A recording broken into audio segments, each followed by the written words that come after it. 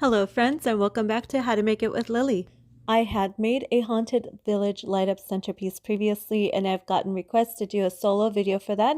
So here we go. Let's get straight into it. For this project, you're mainly going to be needing some houses from Dollar Tree, as well as some plaques where we can put the houses on, and some foam with black paint. But the number of houses really depends on how long of a piece you want to make this.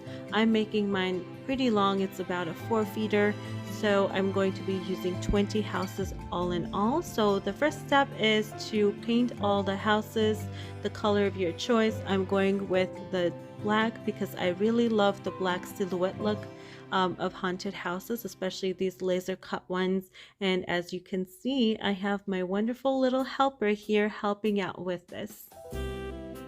We will be painting both the front and the back of the houses. Once the houses have been painted and dried, I'm taking about 7 of the floral foams that I got from Dollar Tree and lining them up in a straight line back to back. Next, I'm taking the boards and I'm placing it on top of the foams so that I can see the overall layout of the design that I'm going to be working on. Just to give you an idea, this is what we have so far. Once I have determined the overall layout, I'm going to go ahead and glue the foams down onto the boards. It is important to note during this step, I'm keeping both of the boards separate so that I can easily deconstruct the piece once I'm ready to store it away. For this project, I also picked up a couple of these garlands. I'm going with mostly the black and silver. I picked up the purple just to see which one I'm going to be using, but I'm going to share with you why it's important to use these garlands at a later time in the video, as they're going to serve a different purpose as well. So I'm also going to be laying out my houses against the foam board just to see what type of a layout I want before I glue them down. Next, after I have determined the layout of the houses, I will be gluing down the dowels to the edges of the board, making sure that they don't peek out of the houses. And if you do not have dowels, you can definitely use Jenga blocks from the Dollar Tree toy aisle to do this process as well.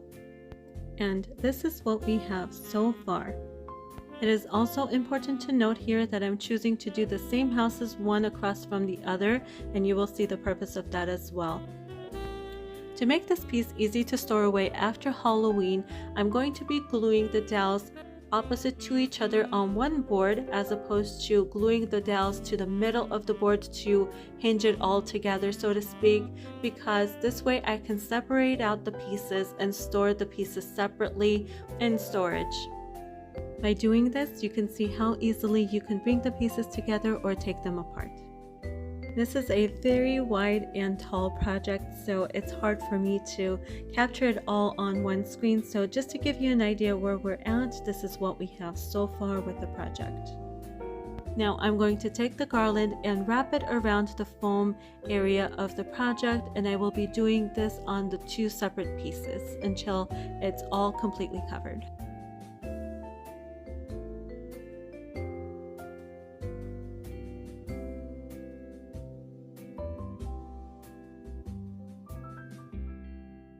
Next, I'm going to take the black paint and paint the dowels black to give it a more finished look. I'm also going to touch up the edges of the houses that we missed during the painting process.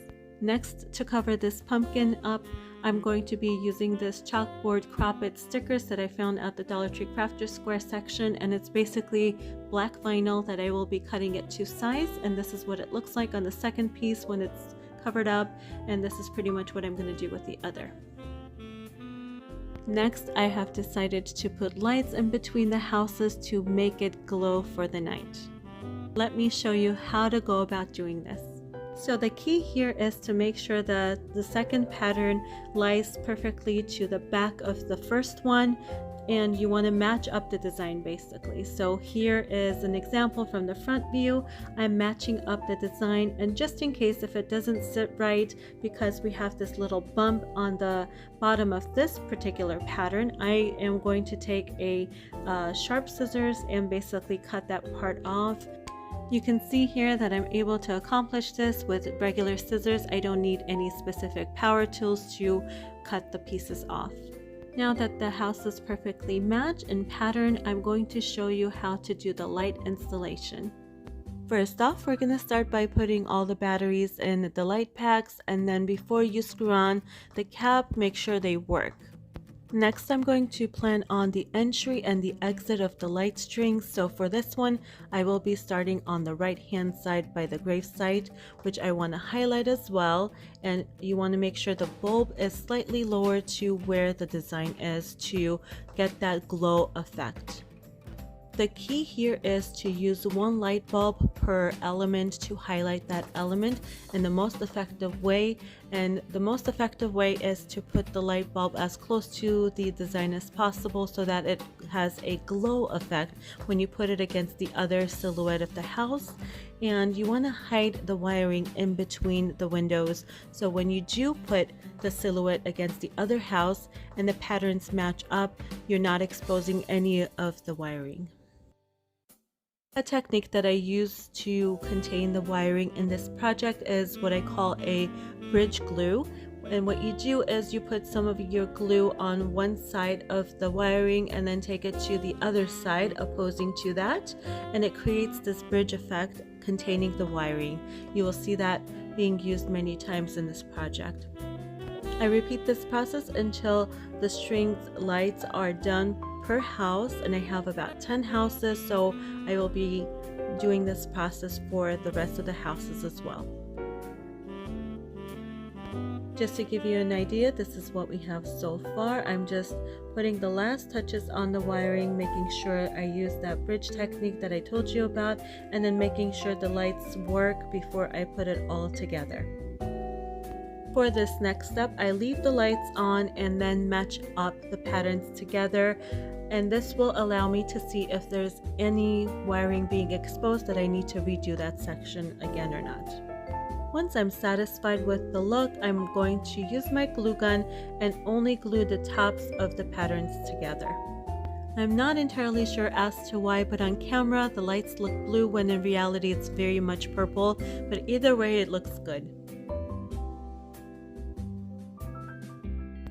And if you put your patterns up together correctly and you don't have any exposed wiring, this is what it should look like. You see all the highlighted effects of the windows and the eerie glows that it creates, and I love this effect. So I'm gonna repeat this 9 more times because I have 9 other houses to do.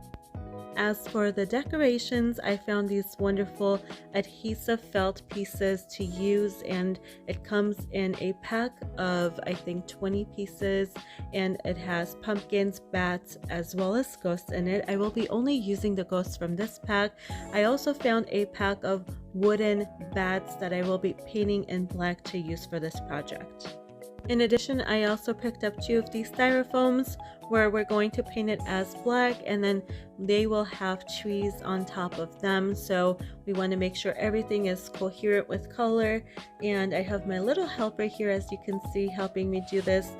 This is a great place again for the kids to get involved with painting.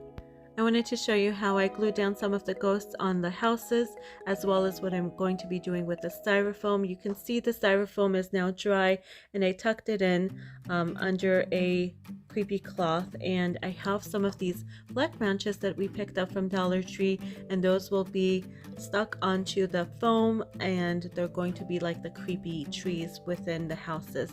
And then some of the ghosts you can see are peeking out of the houses, and some of them are outside of the house haunting the village. So it's really up to you what you want to do with these. There's so many ways you can go with it.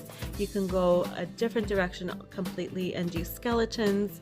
You can do witches. You can do pumpkins, whatever you like. It's really up to you.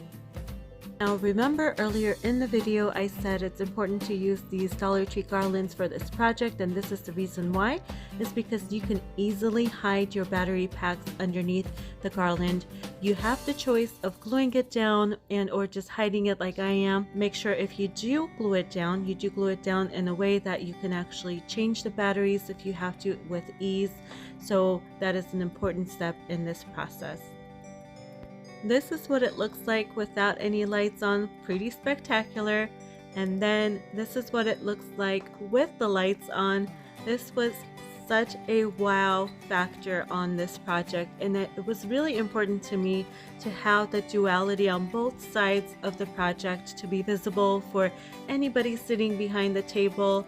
I don't want them to be looking at the back end of a project, basically. I want them to have the full experience as anybody having to sit in the front of the table. So this was very neat to do. And it was very, very fun to do. This idea came to me when I was walking through the aisles and I saw the silhouettes of the houses, and I wanted to first do single layer of the houses, and then I'm like, why am I just doing it so basic? Let's take it up a notch and put some lights in here, put some ghosts in here. It's going to be super cute. And look at the length of this piece. It's about a 4-feeter. And again, in the middle section, this all easily disassembles for storage. So that's another added benefit. But look at this guy. He's so cute. And I love the ghosts. They came out wonderful. My favorite part is when the lights are all off and the piece really comes to life.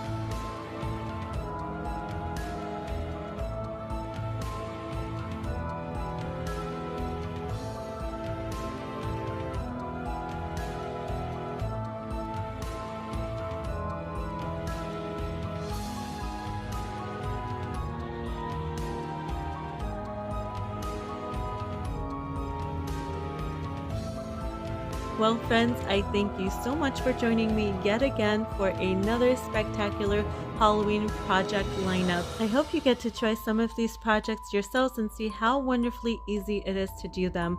Also, comment down below and let me know which one of these projects was your favorite. If you like this video, give me a big thumbs up down below.